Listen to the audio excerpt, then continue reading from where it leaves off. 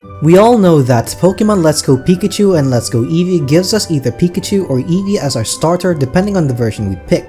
Both Pokemon, while having the common trait of being super cute, are very different when it comes to type matchups against the obstacles in their respective games. Therefore, it makes sense to assume that the strongest teams for their games are different. With that in mind, there are two videos to cover the strongest teams for Pokemon Let's Go Pikachu and Let's Go Eevee. One of them is the strongest team for Pokemon Let's Go Pikachu, and the other is for Pokemon Let's Go Eevee. This video will focus on the strongest team for Pokemon Let's Go Pikachu. It was able to defeat all the mandatory trainers in the game with an average level of around 46. The rival's team has an average level of 56, which makes for an average level gap of 10 levels. The only grinding this team underwent was the catching of the 50 Pokemon required to challenge Koga's gym, and of course the mandatory trainers themselves. By the way, yes, in this game, training is done through catching Pokemon, not battling wild Pokemon. Drop your favorite Pokemon Let's Go Pikachu teams in the comments section below. I am DFuego, and this is the strongest team for Pokemon Let's Go Pikachu.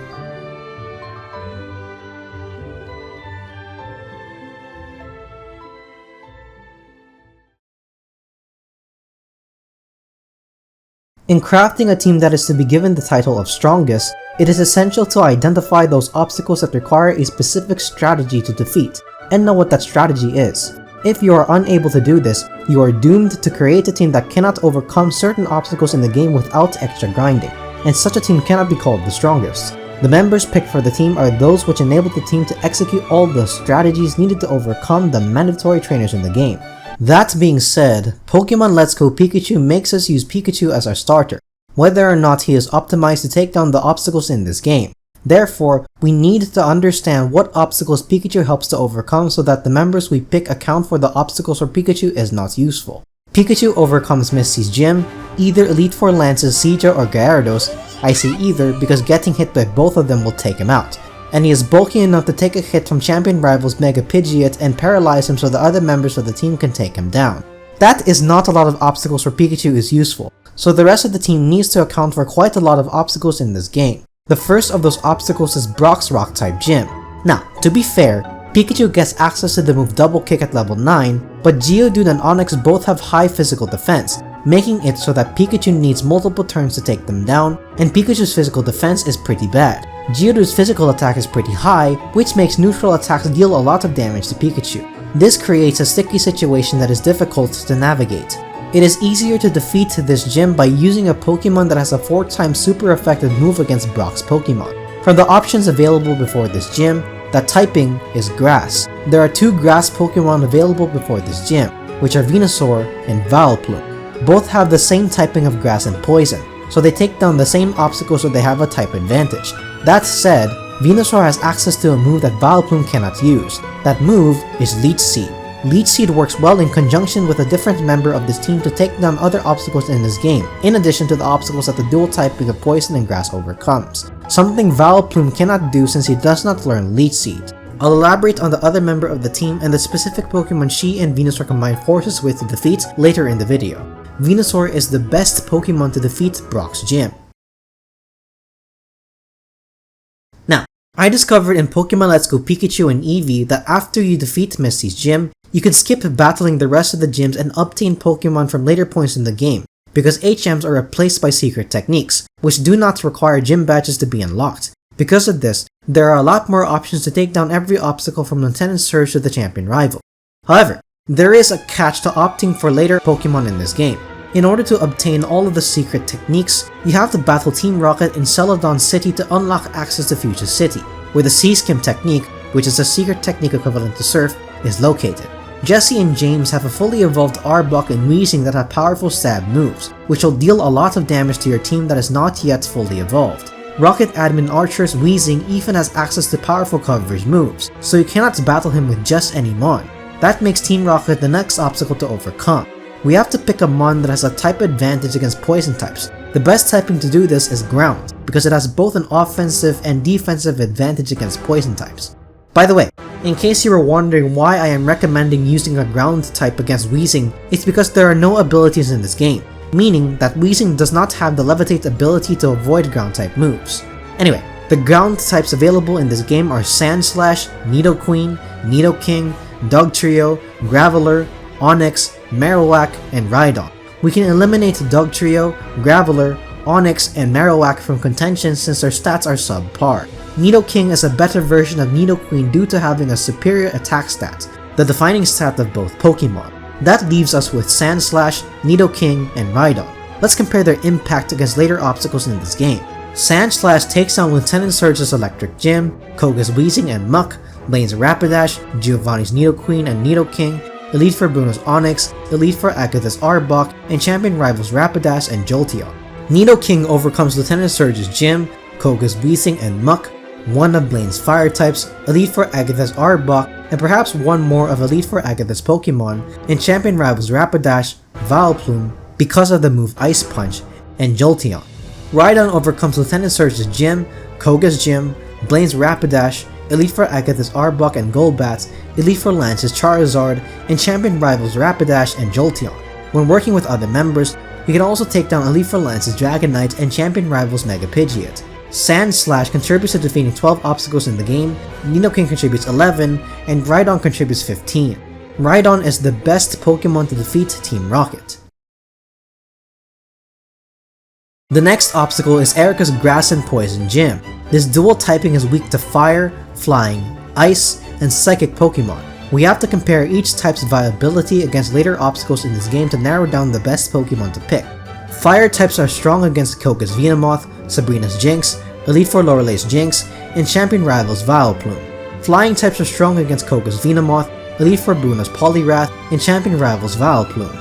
Ice types are strong against Koga's Golbat, Giovanni's Dugtrio, Nidoqueen and Nidoking, Elite Four Agatha's Golbat, Elite Four Lance's Dragonite, and champion rivals Vileplume. Psychic types are strong against Koga's Gym, Giovanni's Nidoqueen and Nidoking, Bruno's Fighting types, and champion rivals Vileplume. The Psychic type is the best type to defeat Erika's Gym.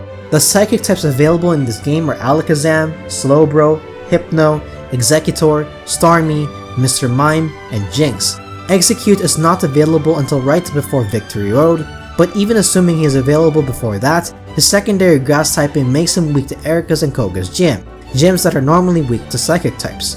Alakazam and Hypno are exclusively Psychic types, so we can eliminate them from contention because the secondary types of the other Pokemon contribute to defeating other obstacles in addition to the ones covered by the Psychic type. The Water type of Slowbro and Starmie can defeat some of Blaine's Fire types, Giovanni's Dugtrio and Rhydon, as well as Nidoking and Nidoqueen, when properly set up, Elite Four Bruno's Onix, Elite Four Lance's Aerodactyl and Charizard, and champion rivals Marowak and Rapidash. Mr. Mime's Fairy type overcomes Elite Four Bruno's Fighting types, although the Psychic type already takes care of these Pokemon, and Elite Four Lance's Dragonite. Jinx's Ice type overcomes Giovanni's Dugtrio and champion rivals Vileplume, which is already weak to the Psychic type.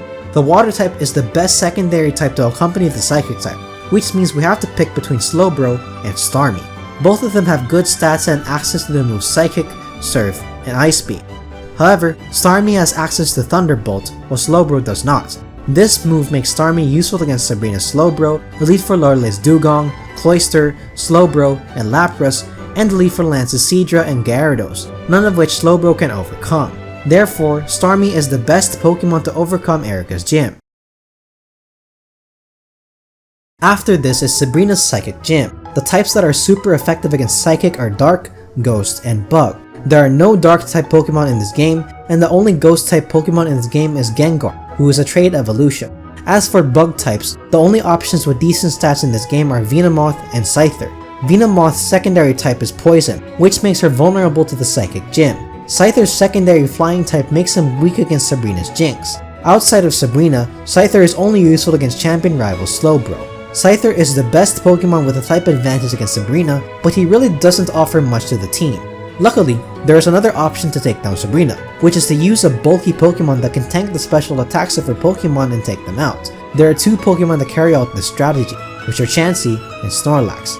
Outside of Sabrina, Chansey can take out Elite Four Lorelei's Jinx, Slowbro, and Lapras, Elite Four Lance's Seadra and Charizard, and champion rival Slowbro, all of them being defeated with the Toxic Stall strategy.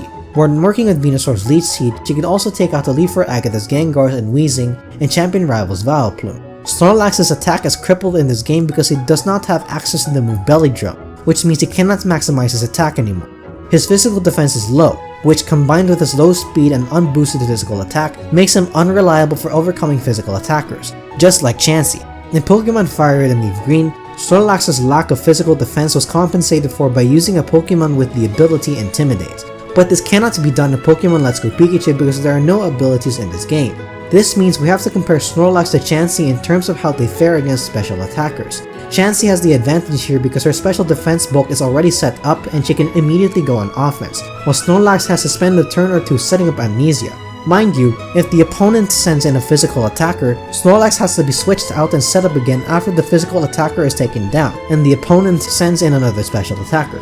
I'm not saying that such a strategy is impossible to pull off, but it's easier to make mistakes with this approach. With Chansey, all you need to do is inflict poison or have Venusaur use Leech Seed and then watch as your opponent's health slowly but surely whittles away.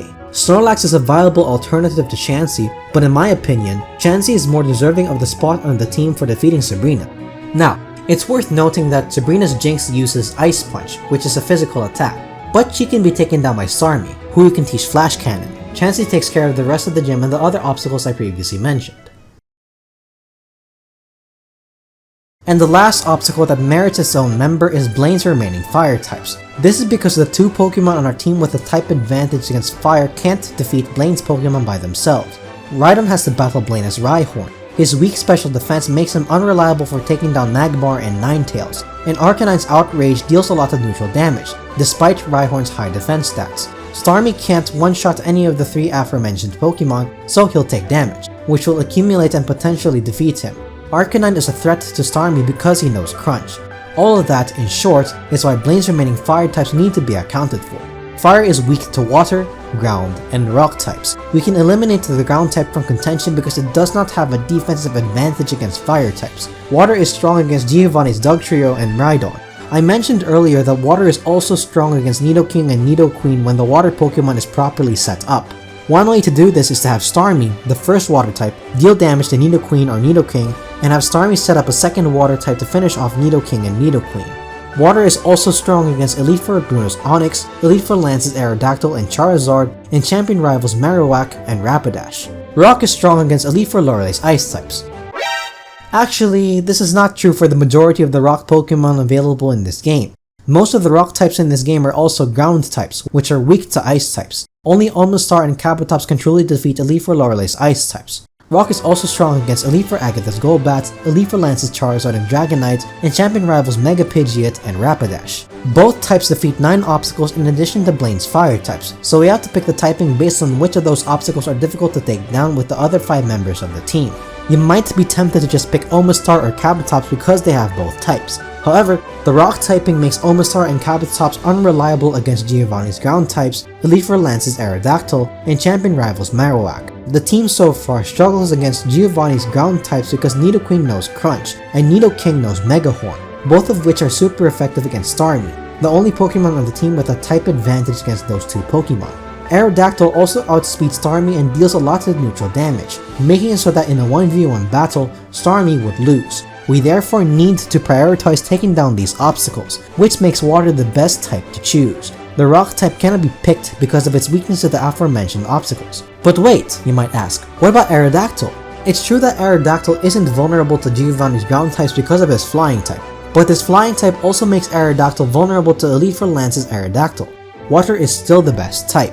There are 16 water types in Pokemon Let's Go Pikachu, but we can make the discussion simple by evaluating them based on one criterion: stats. Which Pokemon has the best balance of defense and offense? That Pokemon is Mega Blastoise. We all know that Megas give Pokemon a significant stat boost, and Blastoise is the only water type in this game that is given such a boost before the Elite Four. Therefore, he is the best water type to pick for overcoming the rest of Blaine's fire types, Giovanni's ground types, and Elite Four Lance's Aerodactyl. Now, it is worth noting that Blastoise does not get access to his Mega Evolution until after he defeats Blaine's gym, but his defenses are still excellent. He can work together with the other members to take down Blaine, and then he can use his Mega Evolution against Giovanni's ground types and Elite Four Lance's Aerodactyl. Blastoise is the best Pokemon to defeat the rest of Blaine's fire types. And there you have it, the strongest team for Pokemon Let's Go Pikachu. The Pokemon Let's Go Eevee strongest team has already been crafted, so stay tuned for when that video comes out. And don't forget to subscribe so that you'll be notified when other best team videos come out. I really enjoyed coming up with the strongest team for both Pokemon Let's Go Pikachu and Let's Go Eevee, so I hope you enjoyed the teams as much as I do. That's pretty much it for this video, thanks for watching. DFuego, signing out.